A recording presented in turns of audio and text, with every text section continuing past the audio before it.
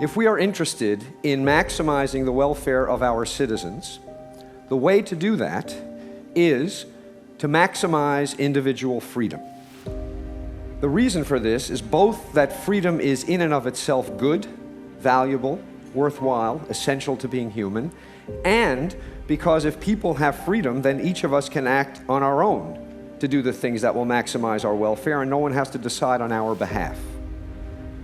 The way to maximize freedom is to maximize choice. The more choice people have, the more freedom they have, and the more freedom they have, the more welfare they have. This, I think, is so deeply embedded in the water supply that it wouldn't occur to anyone to question it. And it's also deeply embedded in our lives. Something as dramatic as our identity is now become a matter of choice. We don't inherit an identity, we get to invent it, and we get to reinvent ourselves as often as we like. And that means that every day when you wake up in the morning, you have to decide what kind of person you want to be. So what this means, this incredible freedom of choice we have with respect to work, is that we have to make a decision again and again and again about whether we should or shouldn't be working.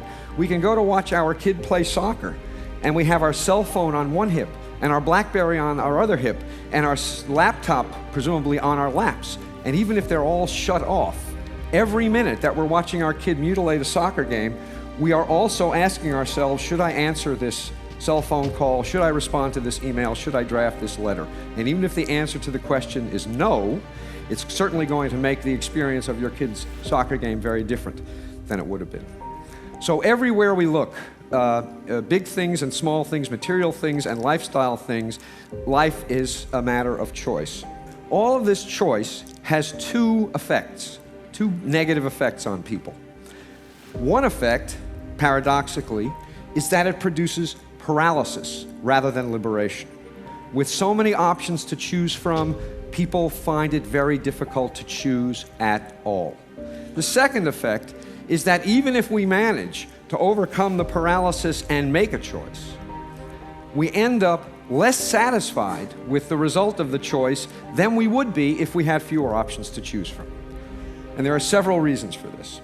It's easy to imagine that you could have made a different choice that would have been better. And what happens is this imagined alternative induces you to regret the decision you made, and this regret subtracts from the satisfaction you get out of the decision you made, even if it was a good decision. The more options there are, the easier it is to regret anything at all that is disappointing about the option that you chose.